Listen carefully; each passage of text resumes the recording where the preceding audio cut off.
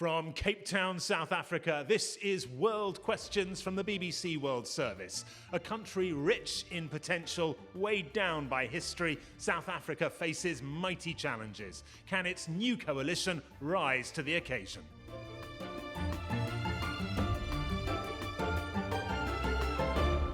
Welcome to the Homecoming Centre in District 6, just round the corner from City Hall, where Nelson Mandela made his famous speech after decades as a political prisoner. Our march to freedom, he said, is irreversible. 30 years after democracy was established and the Rainbow Nation proclaimed, the golden glow of those times seems distant. This is the largest economy in Africa, a country rich in minerals and metals. Huge strides have been made. A peaceful transition followed when the African National Congress lost its majority for the first time this year. But the country is deeply unequal. Crime is rampant. 6 out of 10 young people are without a job. There's no doubting this country's potential, but the scars of division and poverty run deep, whilst crime and corruption are disabling the state. With me to debate questions from our Cape Town audience is our panel. Khaled Said is leader of the opposition in the provincial parliament here in Western Cape, a region of some 7.5 million people. He's also the regional spokesperson for the African National Congress, or ANC. His party holds the presidency of South Africa, and it's the leading partner in the current national government. Solly Malatsi is an MP for the ANC's traditional rivals, the Democratic Alliance, now in the coalition government. He is Minister for Communications and Digital Technologies. Naledi Chirwa is a former student activist and MP, now a delegate of South Africa's upper chamber, the National Council of Provinces. She's a member of the Economic Freedom Fighters, one of the major parties that remain in opposition. Ashley Kwakwe-Sauls MP is a pastor, a comedian, and the parliamentary leader of the Patriotic Alliance, which is part of the Government of National Unity. The PA is a relatively new party, and he was elected as an MP for the first time in this year's elections. Your panel. Let's go to our first question. Good evening, everyone, and good evening to the panelists.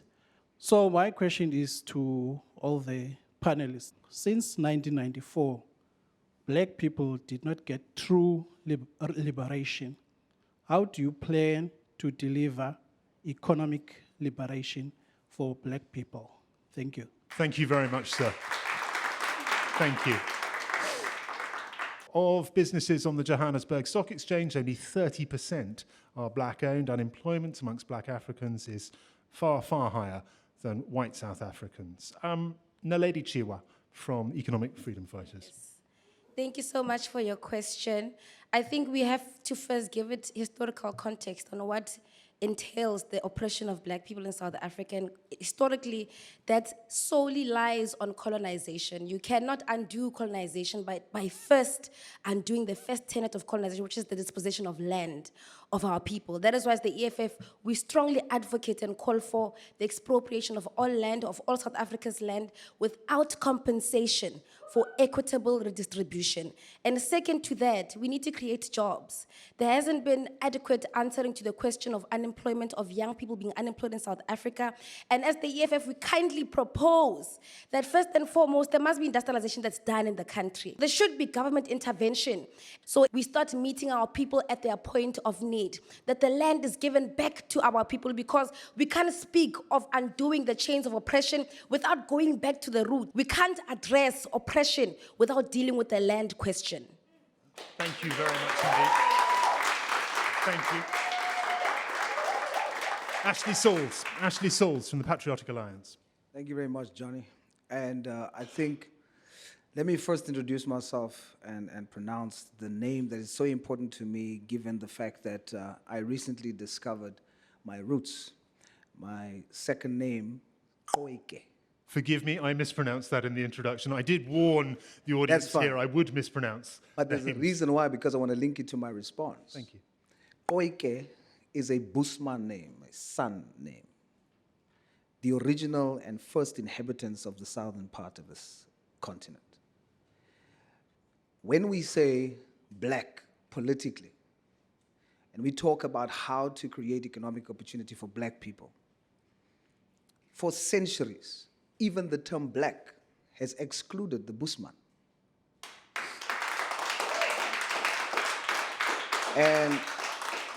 And I know you'll have my fellow colleagues in the different other parties say to me that, well, there's a definition in our political framework that says blacks in general and African in particular. And what that really means is that the previously disadvantaged are black, but not everyone is African in particular. Now, unfortunately, the sacrificial lambs are the so-called colored people, which is majority in this. In this, and Johnny, you must note that the people are clapping because most often the realities that we experience in this country is not spoken of. So colored people. So coloured people, forgive me, just for those that don't know, is used in general to describe people of mixed race in South Africa. That's correct. Thank you. People of mixed race is and predominantly living in this particular province, the Western Cape. And so when you talk about equal opportunity, that race is literally excluded, including the first inhabitants. We're talking about ownership of land. For centuries, the discourse around ownership of land has been amongst those who doesn't own the land. It has been amongst those who has dispossessed the original inhabitants, which is the Khoi and the San, the indigenous people here. And so if we are going to shift the economic landscape in this country, the first thing that has to happen is coloreds, Bushman, Khoi and San has to be recognized as African in particular, has to receive First Nation status here so that there's an understanding that when you want to talk about who owns the land, when you have a discourse around inequality, let us zoom in to the economic disadvantage for coloreds and Khoi and San. We are African in particular, not just black in general. Okay. Thank you very much. Solly Malatsi, Minister in the government and from the Democratic Alliance, the call has gone out for expropriation, for the seizure of land without compensation as a way of delivering economic liberation for black people in this country. Do you agree with that? Well, I think before we even get to that, I think it's to recognize that the history of race relations in our country and the economic welfare of the country in general is a scar that reminds everyone about the division that this country has ensured over a period of time. Look, I think for South Africa to resolve the issue of expropriation of land is guided by what our constitution says. Right? We're a country that respects the law, and the constitution is clear. I think the key thing is how do you use land to give dignity to people and have the economic means to build their lives? There's got to be title deeds that is given to those individuals that have access to their land. Without title deed, you don't have the security of tenure that you can use to pursue our opportunities. And that is what is holding back so many black South Africans. Thank you very much indeed. Khalid Sayed from the ANC. I think the ANC has created the environment and the mechanisms for economic liberation in this particular country. Without a democratic dispensation, without an environment through which we can engage like this and put our ideas on the table, we cannot even talk about economic liberation. One of our key aspects of our economic recovery plan has been to ensure that we safeguard the mixed economy.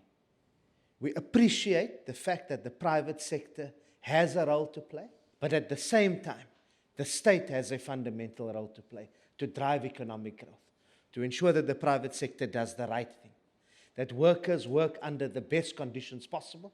We need to see an improvement in living conditions, because you cannot say you are liberating South African. You are liberating South Africans economically, but they do not have dignified living spaces. I mean, one in 10 South Africans still live in what's called informal housing, for which you can really read living in shacks. No, most certainly we are not saying that there's not been challenges, but compared to an environment a legacy of apartheid where there was absolutely nothing. At least we've got to admit that the ANC has taken us somewhere. Our policies speak about expropriation of land without compensation, but within the constitutional framework. We must not use language around land reform, which is also going to turn away investors. Okay, we will leave that one there. Thank you very much indeed. I want to go briefly, if I could, back to our questioner. Thank you very much. I think I'm happy with the response from Commissioner Naledi, but the other panelists, they are just diverting from the actual crux of the matter. And I mean, without land, everything else we can't achieve. Thank you very much, sir, and thank you for your question as well. I'm going to move on. Our second question comes from Clint White. Gangsterism is a huge problem stifling growth in our communities, particularly our youth. What real plan of action does the government have to eradicate this? Thank you very much. I mean, you can pick from any number of statistics. There have been 70 murders a day on average in the first half of this year. Companies large and small report economic blackmail from gangs, 1.6 million counts of serious crime in 2023. Solly Malatsi, Minister for Communications and Digital Technology. Yeah, look, I think gangsterism is one of, those ills that really have crippled South Africa and the progress that we could making, destroying the lives of young people. And I think it's a cause of two things. One is the sense of desperation that exists amongst some communities in order to provide themselves, and a failure, to be honest, of law enforcement. Our law enforcement do not have, the resources, one, to do the detection.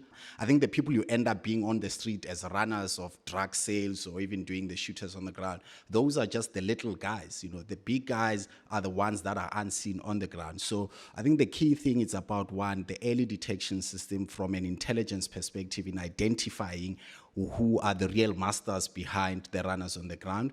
And secondly, we need an overhaul of our criminal justice system. The rate of the convictions from such crimes is very, very low. And it's largely driven by the fact that the detectives who have to do the investigations are overburdened. On average, one detective faces over 80 dockets. That's why we have this little conviction rate that we have. Thank you very much indeed.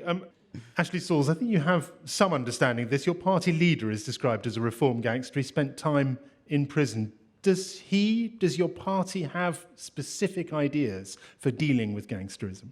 Our party president indeed come from a life of gangsterism. I grew up in a community faced with the same ills. And what is important to note is that who we call gangsters in this country, remember, those are people. Those are people that before they became gangsters looked for better lives. But the makeup of the system makes it difficult for especially colored people to get economic opportunity. That's the reality.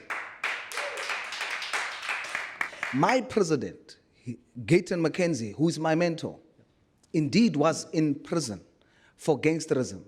But even to date in this country, look at all the media platforms, he is still called a gangster. Yet that is 30 years ago. So are you suggesting that because there is no forgiveness, then there can be no solutions? Yes, and that the general public does not believe that someone like our president can change no matter what he has proven. Thank you very much indeed. Khaled Saal from the ANC. Look, I think it's a multi-pronged approach. So number one, and I do agree with the minister, and I hope that the minister is taking up these issues inside of cabinet, that we do need to strengthen our law enforcement capacity. And I think that has started. If you look at some of the high-profile arrests of gang leaders, especially here in Cape Town, and the trials that are currently underway, also, government needs to work together within the context of the GNU. I think you spoke about the GNU context. It's very important. Thank you very much indeed. Naledi Chirwa from the Economic Freedom Fighters. Yes, thank you so much, Johnny. I think first and foremost, we need to start restoring the human face of the people that we're talking about. At some point, there were 6-year-olds like all of us who wanted to be doctors, to be president, to be all these things that they wanted to be when they grew up, but opportunity lost them along the way. We've got police who get paid by crime. Crime pays in South Africa. It pays the police really well. And the first start to be able to address this is to also to make sure that there is growth that happens when you become a policeman. We find policemen that have been in the policing industry for 30 to 40 years, but have been in the same rank for decades on end. There's no incentive that gratifies you for having stood up for the country, and that makes you depart and detach yourself from protecting your country to pledging allegiance to politicians, to criminals, and no longer South Africans. Thank you very much, Need. I'm going to move on, if I may, onto a related question. Good evening. My name is Benjamin Zondo. And firstly, I just want to thank you. I see young faces here. This is a wonderful thing in the new South Africa. And my question is, would the panel support death penalty since we are already suffering to this extreme crime that we're failing to solve? Thank you very much. I'm going to ask you all to keep your answers relatively short, if you can. The death penalty was abolished here in June 1995. I'm going to start, if I may, with Ashley Sauls from the Patriotic Alliance. Yes. Thank you very much indeed. Khaled Sail. We would most definitely not support it because we believe in reform. We believe in reforming people. We also understand that it would be unfair if there's a slightest mistake. Now, Lady Chiwa. The first right that's protected by our constitution is the right to life. And we always have to defend that right. And we do know that people are rehabilitatable. We've seen this happen. It's just our systems are currently failing and they're unable to address social ills from ground up. So what happens is that a system now develops and creates criminals and then punishes them by killing them. It doesn't make sense. You must address what makes people criminals and deal with it ground up instead of taking away life, because then you're becoming a government that's a crime itself. The argument is life. made, may I? The argument is made by some that death penalty is a deterrence. What it will do, it will embolden criminals because then they won't leave evidence behind. Okay. If they rob you, they kill you. If they rape you, they kill you because you can't speak against them. That is what it will do. And we know our systems. They are very futile and fragile. Now you go to court, the victim is no longer there, they are dead. They can't find the perpetrators when we are still alive. What more when we are dead? Now, lady, thank you. Now, Lady Chiwa. Thank you very much. Solly Malatsi from the Democratic Alliance. Would you support the death penalty? Absolutely not. I think as constitutionalist and having watched South Africa's journey and what happened prior to democracy, death penalty does not deter crime from happening. I think our efforts should go into boosting crime-fighting activities and making sure that we get the convictions for the crimes that have been committed. Thank you very much. Ashley Sauls, you were admirably brief. A quick response to what you've just heard here. Yes, my party manifesto is that the death penalty must come back. And the same audience that is clapping now is the same audience that is complaining of innocent lives that are being taken and nothing is done to those that takes innocent lives. Take it from someone that comes from prison. He understands that criminals fear death. If you kill anybody, you must be killed. I maintain. Thank you very much. I want to hear from our audience, if I can, on this question. Would you support the death penalty when crime is high? Madam, I think you wanted to make a point. Firstly, I do want to applaud Commissar Naledi over there. I stand firmly with her point. But I quite frankly find ironic that someone whose president is a reformed jailbird, but someone who's reformed and is from prison is a person who stands firmly who stands with the death penalty. Because if your president is the living proof that someone from prison can be rehabilitated, what prevents your political party from standing with it? Thank you. Thank you very much, madam. I'm going to come back to our questioner, Mr. Zondo. Thank you very much. I'm so much interested to hear more, but we are struggling as a country with crime. If we look at the solutions that you have as the government to fight this crime, they are not working. Put fear to these criminals that if you kill, you are gone. Crime will go down. Go to countries like China. where if they catch you with drugs, you are gone.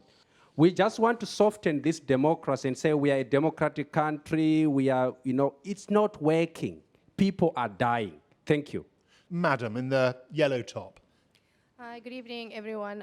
It was very interesting listening to the different perspectives on the death penalty, but I think the elephant in the room is also our justice system. We can have a death penalty, we can have all of those very, very strict policies, but if we do not have a capable and competent justice system that isn't understaffed, isn't undertrained, and is actually competent to do the job, we wouldn't even need such strict measures in order to actually implement what's in our constitution.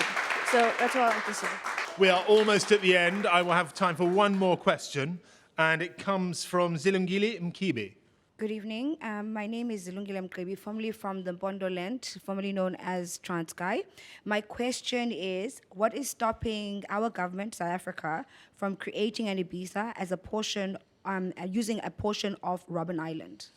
Thank you very much indeed. The question, what is stopping South Africa from creating an Ibiza, that is a sort of holiday island, off the coast of Spain currently, on a portion of Robben Island. Robben Island perhaps most famous for having a prison on it for many political prisoners. Where should we start? Naledi Chirwa, would you like to see an Ibiza on the island of Robben Island? I think the government has already explored that. There's already touring facilities. What I want to take us in regards to this question on tourism in particular, because that's also an industry that's still dominated by white people, and they've got municipal contracts that go on for 100 years.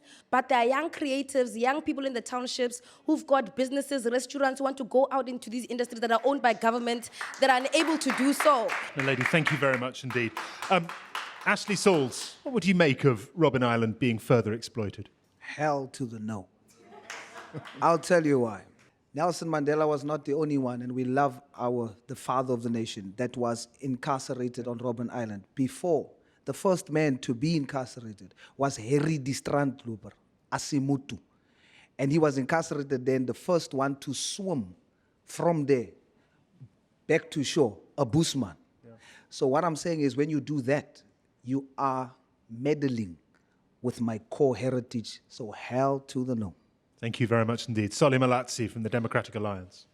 Yeah, look, I think it wouldn't be right to relegate a national heritage site like the Robben Island to be like an entertainment hub or, a resort in that. I think the true measure of how do you best position Robben Island to be able to leverage the tourist potential that it has. Because over a period of years, there was a period of neglect of Robben Island. At one stage, the ferry wasn't even working to take the tourist in there. So I think it's about maintaining its presence, as is it, and making sure that even the affordability element of it, so that every South African has a fair chance, whether you're from Khayelitsha or you are a tourist, to be able to afford the ferry and go to Robben Island and experience the journey of South Africa's transition from a very painful and dark past into our democracy. And for that, it must be protected to remain as that symbol of South Africa's transition to democracy, because we need that daily reminder. Thank you. Thank you very much. The last word on the last question goes to Khalid Syed from the ANC. Thank you very much. I want to agree with all the speakers on the panel. This is a cultural heritage site. But beyond that, we need to ensure that Robben Island is giving the sanctity that it deserves. Turning it into an Ibiza or a party-going place is just, it should not even be on the table. You had a question on education previously. I think that visits to Robben Island ought to be part and parcel of what is required at schools. Young people need to be taken. On Reconciliation Day 2 years ago, I attended an event, and it speaks also the points raised by our respected leader of the Patriotic Alliance, where we had leaders of the Nguni tribes, but also the Khoisan leadership. We could start to use the space also, not only to visit prisons, but to have tough conversations around identity and around where we need to go. We should use it as a sacred space also to hold. I would like to see BBC, hopefully one day, having a similar panel discussion on Robben Island. We would be very, very happy to do that. That's it for World Question South Africa in Cape Town. A big thank you to our panel, Solly Malatsi, Naledi Chirwa, Khaled Saeed, and Ashley Sauls. Thanks also to our wonderful questioners here in Cape Town and all the contributors to our debate here in District 6. Thank you. Thank you very much. Next month, I'll be with an Australian panel debating questions that come from across that fine country. But for now, I'm Johnny Diamond. Goodbye.